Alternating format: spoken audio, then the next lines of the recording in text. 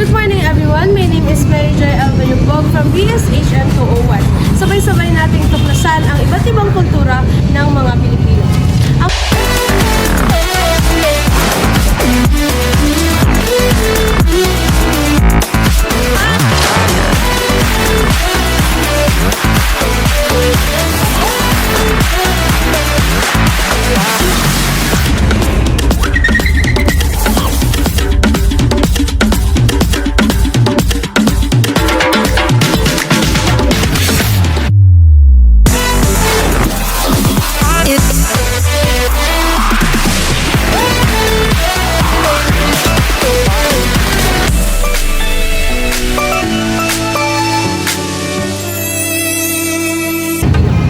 Kultura sa Pilipinas ay malawak at mayaman na naglalaman ng iba't ibang aspeto tulad ng tradisyon, paniniwala, sining, musika, sayaw at pagkain.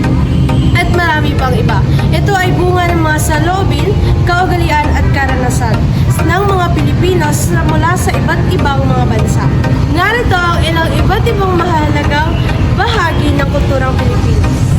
Unang-una, bayanihan at pagtutulungan. Ang pagtutulungan at pagkakaisa sa komunidad ay malalim na naitatag sa kultura ng Pilipinas. Ang konsepto ng bayanihan ay nagsasaad ng pagtutulong-tulong ng mga tao